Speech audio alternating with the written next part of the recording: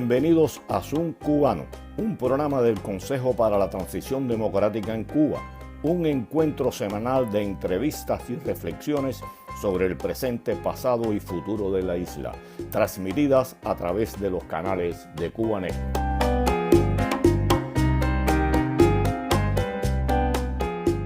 Muy buenas tardes, tengan todos y bienvenidos a una emisión de Zoom Cubano. Me acompaña, como siempre, desde Madrid, mi amigo colega Hernán Alberto. De acá, desde Miami, de San Hernán. Hernán. Hola Pedro, ¿cómo estás? Buenas tardes. Yo aquí con una conexión que parece cubana, pero feliz de estar en el programa.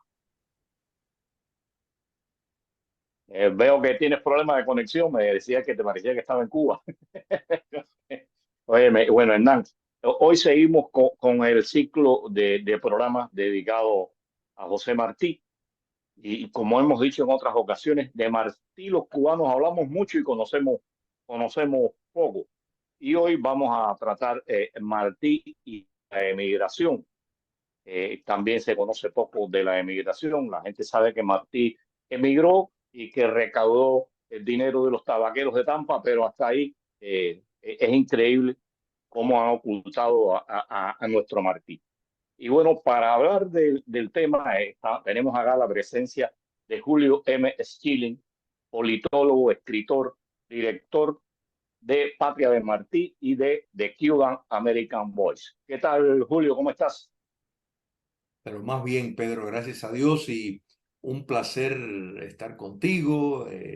Y realmente te felicito por este tema que sé que es una tarea que te le has impuesto para ir tocando temas martianos, que creo que es muy, muy importante. Yo creo que este curso, si no me equivoco, que vas a seguir hasta el 19 de mayo, es muy importante y realmente nos define como pueblo.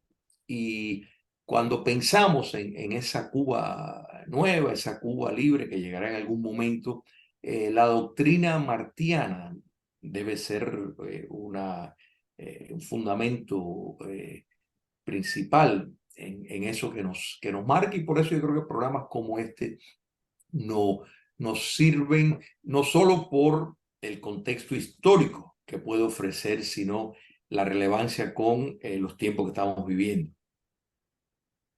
Está claro, Julio. Y es importante que se conozca a Martí tal y como es. Ya hicimos un programa hablando de ese Martí, ser humano, el hombre que tomaba o no tomaba. Creo que los otros días hablamos con una el ser humano no debe ser que hacer con nosotros. Hay algo acá que quisiera tú, porque las personas hablan de, como te decía a ti, lo deportaron. A Martí lo exiliaron, pero las personas no saben que Martí sufrió 2 exilios. Y quisiera que tú un poco nos hablaras de esos 2 exilios, bajo qué condiciones se dieron. También un poco se cuestiona, y es triste a veces, ¿no? Que suave, cuando lo exiliaron en la isla y después él resolvió, etc. Es lógico que un padre esté por su hijo, pero también, y sé que vas a hablar de eso, Martí tuvo un exilio muy activo y creo que el exilio a Martí le sirvió de mucho y a los cubanos más. ¿Qué podrías decirnos con relación a eso?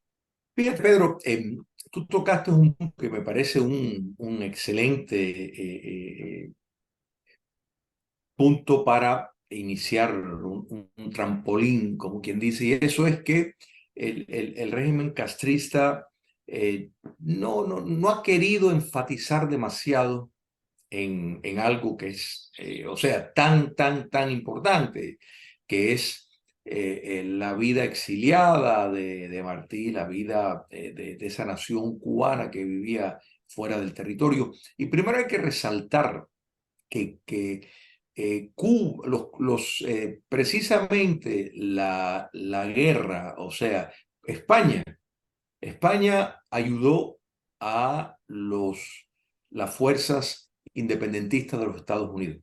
Y eso estableció, una vez que ya los Estados Unidos se formó como nación, una relación ciertamente estrecha con Cuba, en aquel momento todavía colonia de España, y la toma de La Habana por los ingleses, pero pues bueno, amplió eso en el sentido de las determinadas prácticas económicas que los ingleses introdujeron. Ya para los 1820 había una inmigración cubana en los Estados Unidos y hay que entender, para llegar al punto de Martí, para mí los 1850 ya Cuba era uno de los principales mercados de los Estados Unidos, o sea, era el tercer socio comercial después de Canadá e Inglaterra de los Estados Unidos. Quiere decir que había una relación estrechísima. El béisbol pegó en Cuba mucho más que la carrera de toros y todo eso. O sea, ¿por qué? Bueno, porque era de los Estados Unidos. Quiere decir que los cubanos ya en el siglo XIX veían en los Estados Unidos una forma de estar más en unión con la independencia, no, no culturalmente. O sea, el tema de las relaciones estrechas, el tema de la presencia cubana en particularmente los Estados Unidos, fue esencial. Calle Hueso fue fundado por cubanos. Calle Hueso, más de la mitad de la población era cubana. Tenía fábricas enteras que eran de cubanos. El hijo de Carlos Manuel de Céspedes fue alcalde de Calle Hueso. La Florida tuvo un gobernador cubano bajo la colonia española todavía, y Nueva York, pues era común ver comercios de cubanos, y todos, básicamente todos, estaban a favor del movimiento de independencia. O sea, quise dar esta antesala para entender que, mire, nosotros somos uno de los pocos países que en nuestro idioma tenemos palabras que son ajustadas del inglés: suéter, refrigeraire, pullover. Todas son palabras inglesas. En el resto de América Latina, ningún país tuvo la relación cultural tan mezclada con los Estados Unidos que Cuba desde la época colonial. Esto es importante entenderlo. Padre Varela, una figura sumamente importante, vivió más tiempo en los Estados Unidos que fuera, y no solo que vivió, sino impactó a los Estados Unidos. El trabajo que hizo el padre Varela, por ejemplo, en Nueva York, con los inmigrantes irlandeses y los italianos que estaban empezando a llegar, fue extraordinario. O sea, fue un reformador social que impactó de nuevo a la sociedad estadounidense en el noreste. O sea, y esto es el punto que ahora entramos en lo de Martí. Diferente a otras emigraciones que venían a los Estados Unidos con la intención de asimilarse, preservando sus tradiciones, su idioma y su cultura, pero para quedarse en esta nueva nación norteamericana que ya para la época de Martí era un apogeo de la revolución industrial, la mecanización, de la cual, dicho sea de paso, la energía del vapor, por ejemplo, ese invento tecnológico en Cuba fue lo que facilitó que explotara la industria azucarera, o sea, que convirtiera a Cuba ya a mitad del siglo XIX en la mayor productora de azúcar del mundo. Esto ocurrió por los avances tecnológicos que llegaban a Cuba antes de muchos otros países desde la época colonial. O sea, hay que destacar esto. Y esto es importante entender porque, por ejemplo, ayer igual que ahora, los cubanos cuando salían de su país, típicamente porque las condiciones políticas dentro del territorio cubano no eran amenos para personas que pensaban como esa inmigración pensaba, iban a vivir en la nación cubana en el exilio, la nación cubana en la emigración. En otras palabras, hacían una base dentro de cubanos, y bueno, podemos decir, bueno, también lo hicieron así los italianos, en barrios italianos, sí, pero la gran diferencia es que los cubanos que llegaron, y Martí en esto es un ejemplo por excelencia, en ningún momento se desconectaron con la patria y la necesidad de luchar para lograr que cambiaran las condiciones por las cuales ellos tuvieron que salir de la isla. Entonces, en este sentido, lo vemos con Martí, lo vemos con Maceo, que también vivió, tuvo que vivir exiliado, en todos nuestros procesos. Eso fue una realidad. Y José Martí, podemos decir literalmente, que la guerra de independencia, la que finalmente dio la independencia de Cuba, la organizó en la ciudad de Nueva York, en Front Street, donde tenía la oficina, donde fue cónsul de Uruguay, de Argentina, donde representó a Paraguay, o sea, y en todo momento, esta figura que tuvo ofertas y oportunidades extraordinarias para dentro de la comodidad del país más próspero del mundo, vivir muy cómodamente. Sin embargo, eligió el camino del misionero por la libertad de Cuba. Y tu respuesta, porque he dado toda esta explicación y te dice, bueno, la pregunta que te hice, Martí, a propósito, cuando estaba en España, se dio cuenta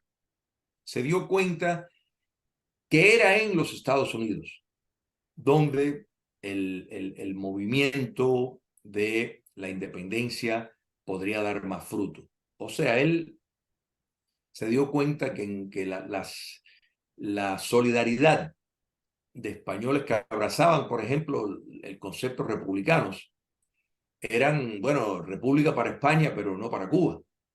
O sea, todo era entendido dentro de, bueno, sí, no, aún los que no querían la monarquía y querían una república en España, bajo ningún concepto consideraban que eso se iba a extender a darle a Cuba ni siquiera una autonomía tipo Canadá, una confederación, ni nada de eso. Y Martí encontró en Nueva York, que en ese momento era el polo, el enfoque principal de la actividad cubana en su gesta de liberación, y por eso fue que eligió irse ahí. No, mira, es bueno, pues, lo que tocaste dos puntos importantes, porque la dictadura cubana siempre ha dicho, ha dado a entender que los vínculos de Estados Unidos con Cuba, con los cubanos, surgen a partir de la intervención norteamericana en la guerra de independencia. Nada más falso.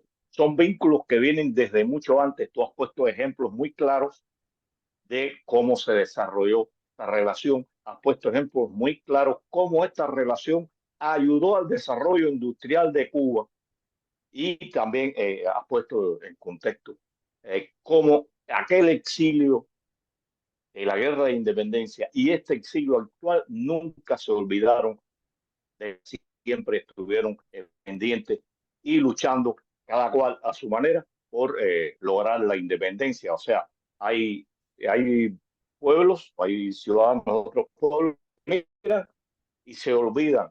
Los cubanos nunca han olvidado, incluso estén donde estén, y siempre tratan de luchar. Por eso es importante que tú hayas aclarado esto. Hernán, ¿estás por ahí?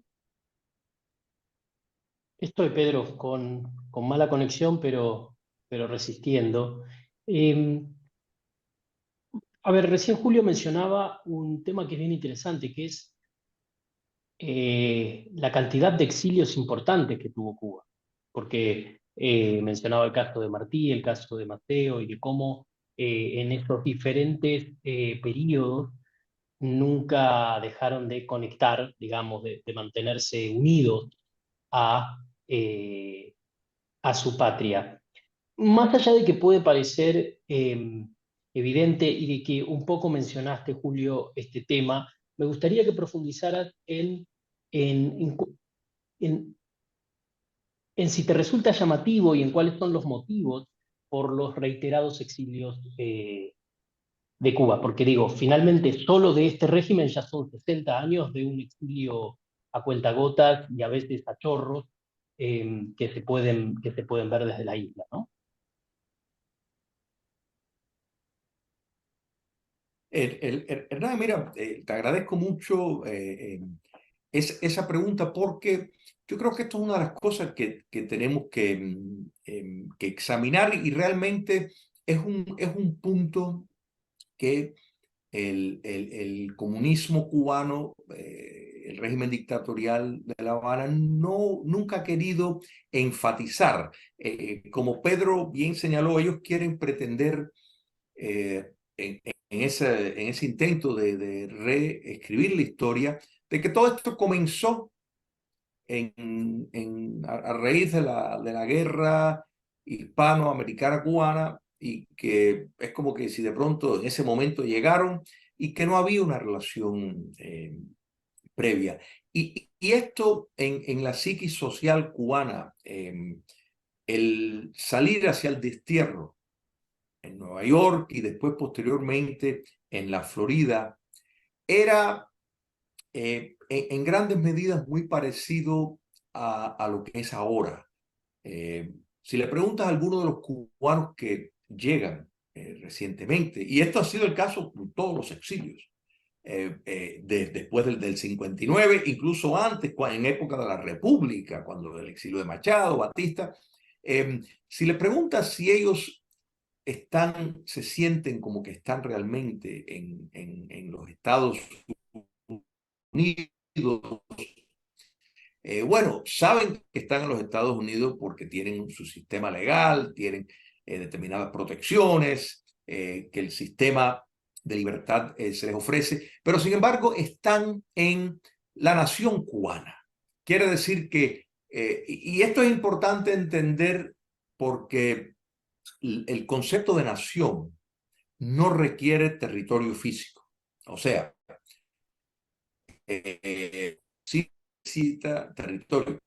Nosotros no vivimos bajo un estado, vivimos en el exilio, vivimos dentro de la nación cubana. Quiere decir que pertenecemos a ese pueblo de Cuba que en el caso histórico, yo creo que eso es tal vez lo más importante de tu planteamiento, es que ese espacio de libertad le hizo falta al cubano y los Estados Unidos era el lugar que así se dio. O sea, podía haber ido para México, ¿no? ¿Verdad? Que en cierta medida, pues bueno, no es tan distante. Sin embargo, la historia dio que pues empezaron a salir hacia los Estados Unidos. Pero no solo eso, sino que no hubo un movimiento, no hubo un movimiento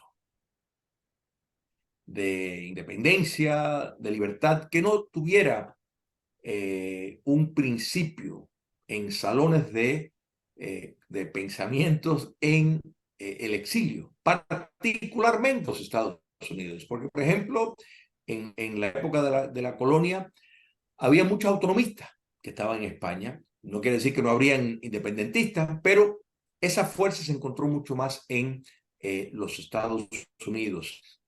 Y fue precisamente consciente de esa cercanía geográfica tal vez y el lugar que tuvieron los cubanos que constantemente, Hernán y Pedro, han tenido una relación muy diferente a otros lugares que persiste hasta nuestros días. Por ejemplo, la primera guerra de independencia, la guerra de los 10 años. El presidente Céspedes estaba en comunicación constante con el presidente de los Estados Unidos en aquel momento, Ulysses Grant, buscando ayuda a el ejército, el gobierno en armas de Cuba, porque Céspedes fue nuestro primer presidente de la República en armas. Entonces, el presidente norteamericano Grant quería dar y dar un reconocimiento, que era lo que más buscaban. Y siempre quiero señalar, siempre quiero señalar que es perfectamente coherente moralmente pedirle a otra potencia ayuda, porque los revolucionarios norteamericanos, Washington, todo su ejército, el gobierno continental estadounidense, le pidió ayuda a España, le pidió y consiguió ayuda de Francia a tal grado de que Francia financió el 90% de las armas. ¿Oyeron bien? Francia pagó el 90% de las armas que el ejército estadounidense utilizó para lograr su independencia de Gran Bretaña. España también aportó dinero y aportó ayuda bélica, de modo de que esto es algo muy común. Era perfectamente lógico que los cubanos en lucha por su independencia pues se lo pidieran, y el presidente Grant le pareció bien. Tenía el apoyo del ministro de Defensa. Lamentablemente, el ministro de Estado, porque siempre el Departamento de Estado le ha dado problemas a la causa de Cuba, era muy amigo de España y convenció al presidente Grant a que retractara su apoyo, su reconocimiento, y todo lo contrario, se convirtiera en un policía de España en cuanto a los cubanos que querían luchar. Entonces, quiere decir que siempre ha habido esa, y es más, y esto más allá de que es tema para otro programa, los rebeldes que estaban combatiendo el régimen autoritario de Fulgencio Batista jamás hubieran alcanzado el poder sino por la intervención estadounidense, porque fue el gobierno de los estadounidenses primero que emitió un embargo de armas contra el gobierno autoritario de Fulgencio Batista, y después directamente le dijeron que se tenía que ir, que le estaban retirando su apoyo, y Batista, bueno, se podía haber quedado y pelear, pero Batista decidió huir, y así fue como llegaron al poder. Quiere decir, a pesar de que el castrocomunismo pues se queja y dice que hay una injerencia y que si los Estados Unidos tienen un bloqueo, entre comillas, la realidad es que ellos mismos llegaron al poder gracias a la intervención de los Estados Unidos en cabildear para que Batista saliera y emitir un embargo de armas. Aquí me salió un poco del plato, pero puedes entender que es muy particular el tema de las relaciones, y esto hay que entender la realidad de Cuba comunista cuando la Unión Soviética estaba supeditada a muchas de las decisiones que tomaba la Unión Soviética. Venezuela está supeditada a las decisiones hoy que toma el régimen castrista. O sea que en relaciones exteriores esto es un fenómeno, y en la época de José Martí, desde los Estados Unidos fue donde, podemos decir, se fundó la nacionalidad cubana, se preparó su guerra para lograr la independencia. Eso es un factor muy excepcional de los casos de América Latina, muy particular, y podemos decir hasta en un sentido general, son pocos los países que pueden atribuir de una manera tan estrecha y continua tanto la guerra de independencia como la guerra de liberación del comunismo, que se ha llevado a cabo, se ha seguido llevando a cabo sin cesar desde el 1 de enero de 1959. Han habido cambios de metodología, igual que podemos observar que en el siglo XIX hubo también cambios de metodología. Habían algunos que pensaban que la autonomía podría pues preparar un camino. O sea, que a raíz del pacto de San Juan, pues pensaron, bueno, a lo mejor pues puede haber espacio. Se dieron cuenta que fueron reformas que nunca se reforzaron. Y aquí volvemos a un gran parecido a lo que estamos viviendo en este momento. O sea, hay muchas personas que se motivan, ¿no es verdad?, por determinados cambios, modificaciones anunciadas, y después se dan cuenta que, bueno, que todo era un espejismo y más que nada para impactar la opinión del gobierno estadounidense para que les den crédito y tratar de lograr favores que vaya a extender su supervivencia. Pero Martí, yo creo que esto también trayendo el propósito de esa gran comunidad cubana. Y realmente es muy rico y hermoso ver cómo los cubanos en aquel momento enfrentaron tantas similitudes a los cubanos que acaban de llegar y que aún llevan tiempo acá, porque en la época de Martí habían generaciones de cubanos que ya llevaban más años y que también tomaban partida en ese movimiento de independentista. O sea, que esto es muy importante. Si hablamos de la visita de Martí, por ejemplo, a la Florida y esa gran campaña de recaudación, donde no solo se recaudaba dinero de los tabaqueros, que eso pues es algo que se conoce mucho y algo extraordinario, pero de los dueños de las fábricas de tabaco, que daban lo que sería en dineros de hoy millones de dólares, si lo fuéramos a mirar en un apoyo para esa guerra de independencia, para ese esfuerzo independentista.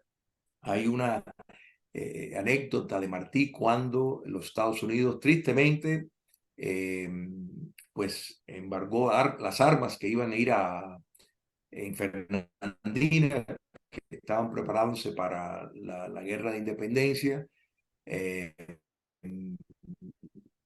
y le pide al señor Gato, Hidalgo Gato, un cubano, y le escribe, le dice, por favor no me hagas ir de rodillas a pedirte el dinero, porque si lo tengo que hacer, lo voy a hacer. Bueno, logró que le diera el dinero que hacía falta para reemplazar esas armas. Y eso fue el exilio de Martí, que es consistente con ese exilio histórico del siglo XIX, y vimos cómo el movimiento para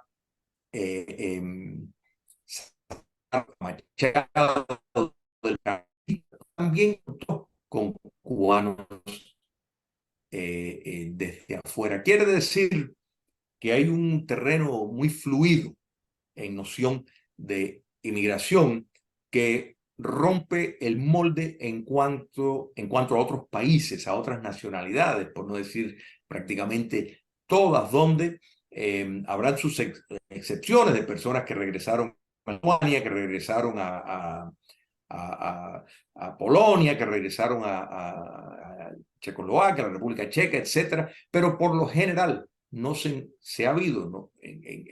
A mi conocimiento, un ejemplo tan clásico del exilio cubano con intentos de liberar a su patria de fuerzas opresoras. Julio, Entonces, es muy interesante todo lo que estás comentando y se me ocurre pensando un poco más en la actualidad, trayendo la experiencia de Martí a el día de hoy. ¿Qué tú crees que le deja Martí a quienes hoy se suben a un avión rumbo a Nicaragua, a España o a una balsa o se van para México y comienzan el largo proceso de migración, muchas veces con el mismo horizonte de Estados Unidos? Hernán, es una pregunta tan importante para los propósitos de la libertad de Cuba, porque es un privilegio vivir en libertad.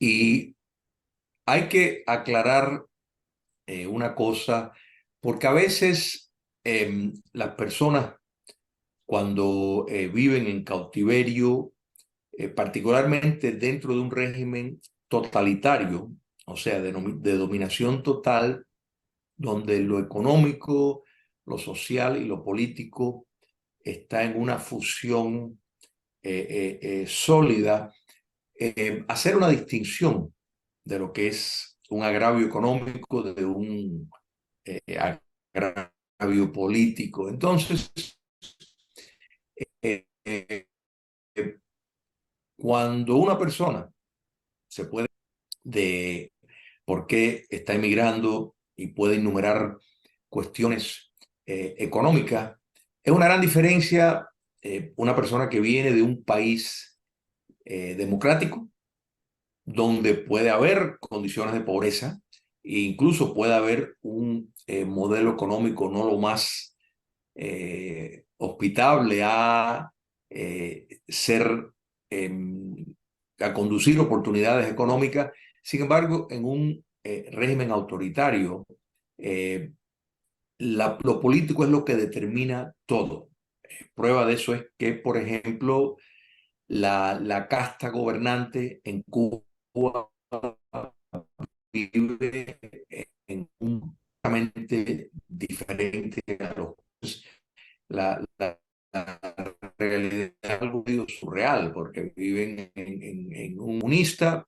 Sin embargo, es como el comunismo es para la sociedad cubana y para esa pequeña élite oligárquica en el poder, tiene todo un sistema capitalista de la cual ellos controlan. Entonces es un privilegio vivir en libertad, que el cubano cuando llega, y aquí tenemos el ejemplo de Martí, de que todo cubano que logra llegar a la tierra de libertad, en donde sea, pero principalmente en los Estados Unidos, la condición de exiliado le da una responsabilidad de querer para sus familiares, sus hermanos, sus conciudadanos en la isla, la sociedad cubana en el exilio, en la emigración. Pero esas condiciones no es porque hay un sistema económico más favorable, sino porque hay un sistema político y ético que da posibilidad a un sistema económico. Es ahí donde el cubano que viene tiene que entender realmente la gran razón de por qué, si lo que ven en prosperidad les gusta, les parece bien, tienen que entender de que eso es debido al sistema ético-político que dio lugar a un sistema económico. La economía siempre sigue lo político y lo ético, no es de la otra forma. Entonces, si queremos lo mejor para nuestros hermanos en la isla, hay que creer que sean libres, hay que puedan vivir en un régimen democrático también.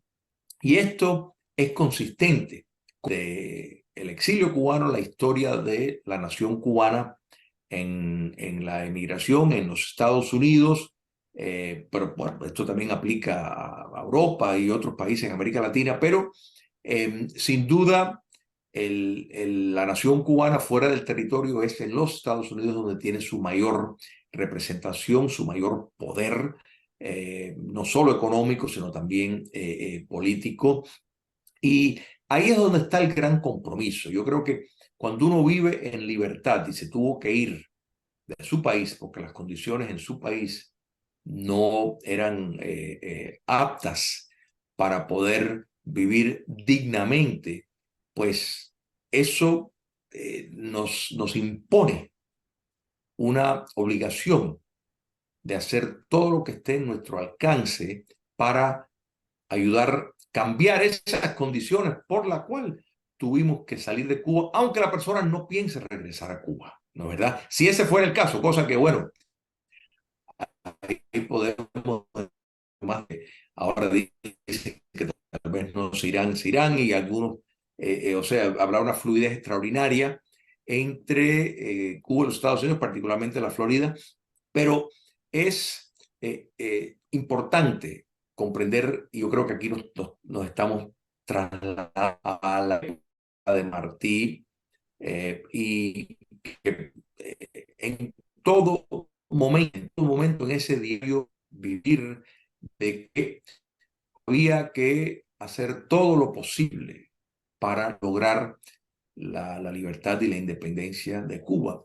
Ahora es exactamente la misma situación y el mismo compromiso. Yo creo que eso es lo que hay que en todo momento insistir y por un lado la politización de la vida que se ha hecho en el régimen comunista en Cuba hace que muchas personas que recién llegan pues no quieran saber nada de la política. Sin embargo, su condición política, su condición de exiliado, es producto de un factor político y el realmente querer una mejoría de la isla de Cuba, algo que ninguna cantidad de remesas va a lograr, algo que ningún cambio en leyes de embargo o cuestiones de traslado de riqueza material va a cambiar.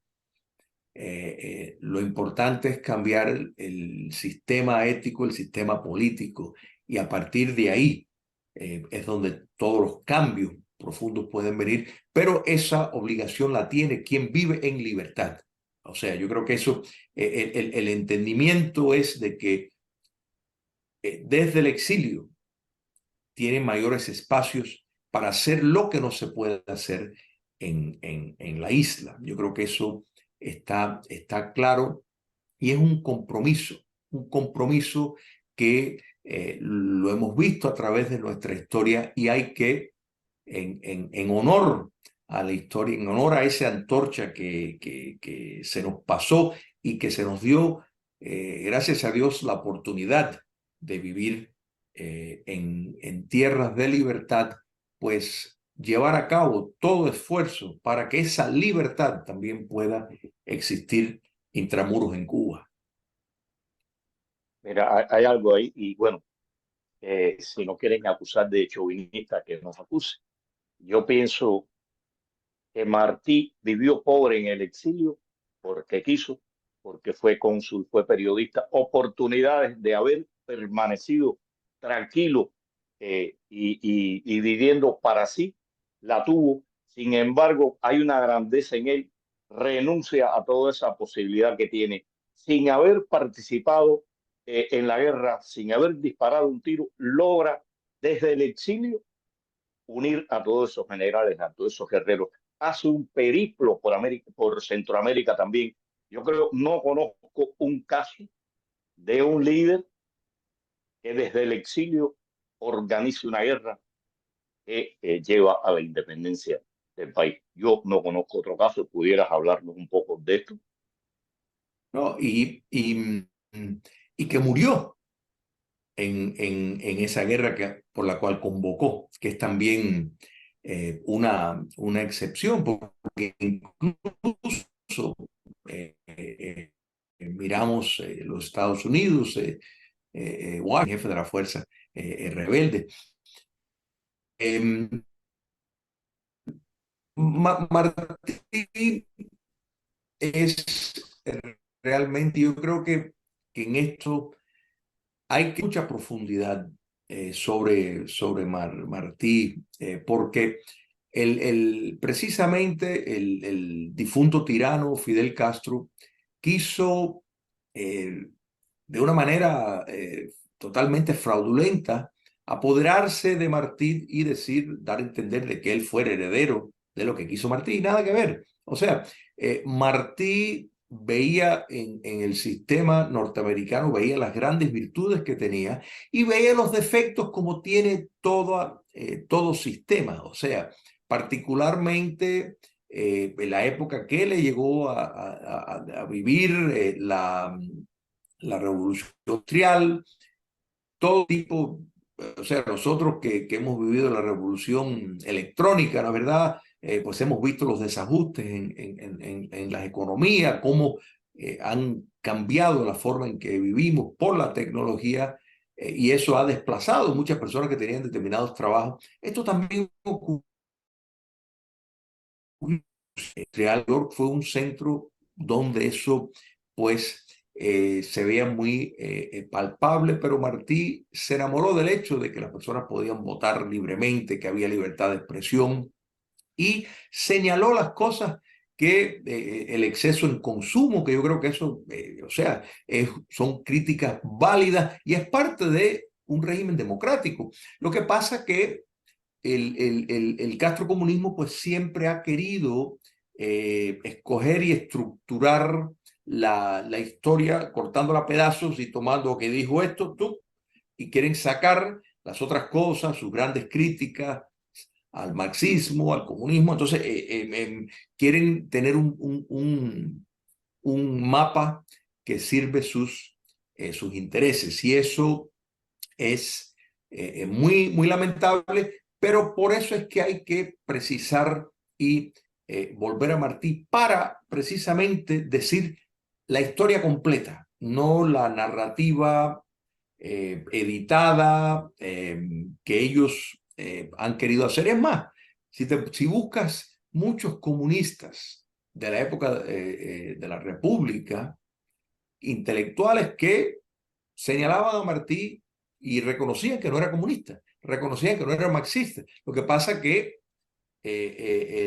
ya el adendum del castrismo al comunismo, pues sí quiso reformular de una manera farsante a la figura de Martí, todas sus doctrinas, y equivocando cosas que dijo. Creo que eso es muy importante, y yo creo que el hecho precisamente de que vivió tantos años en los Estados Unidos le dio fue como la ventana en gran medida a los Estados Unidos para América Latina, escribiendo en periódicos tan importantes como La Nación de Buenos Aires, donde gran parte de los latinoamericanos y su base intelectual veían todo lo que estaba ocurriendo en los Estados Unidos en ese momento por medio de las descripciones de Martí como cronista, como escritor, y, y de ahí también esa penetración tan profunda y ese apego de tantos intelectuales de América Latina de la época de Martí, que pues realmente sentían un gran afecto por él a través de todo el continente, porque Martí, su presencia en los Estados Unidos lo convirtió en alguien muy importante. Voy a poner un segundito porque se me está descargando, con permiso, y vengo ahora en un instante. Entonces vamos a cerrar y...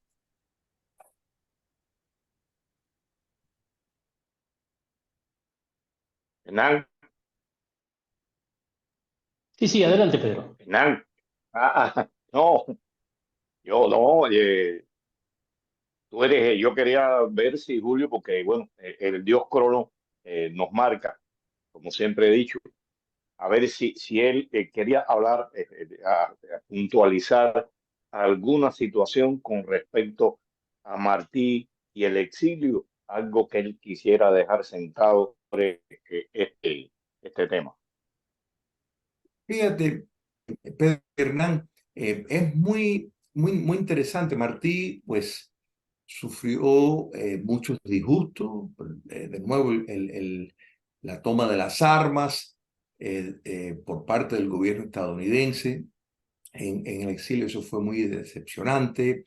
La persecución de, de empresas de seguridad pagado por España, y Martí pues tenía que llevar todas esas cosas, pero tuvo a la misma vez muchas experiencias hermosas de las cuales él veía y quisiera trasladar a Cuba. Por ejemplo, en la Florida habían comunidades de tabaqueros que formaron su propia condición de ciudad. Por ejemplo, en el oeste de Tampa que se llamaba Martí City, Ciudad Martí, que tuvo alcalde, que tuvo concejales, y era una comunidad de tabaqueros principalmente cubanos, pero había norteamericanos que vivían, y Martí visitaba estas ciudades, y realmente el espíritu patriótico, empresarial, que él vio, él consideró que lo que estaba viendo en la Florida, no solo en esa ciudad al oeste de Tampa, sino en Tampa, en Cayo Hueso, en Jacksonville, él pues estaba muy alentado con lo que podía ser una nueva república basado en ese espíritu ético de entrega patriótico, donde había una solidaridad extraordinaria. Tú mencionaste, Pedro, anteriormente el papel de Martín organizar la guerra de independencia. Hay que entender que dentro de esos gran grupos habían anarquistas, habían socialistas y habían capitalistas multimillonarios para su época en gran proporción a lo que sería un multimillonario hoy en día.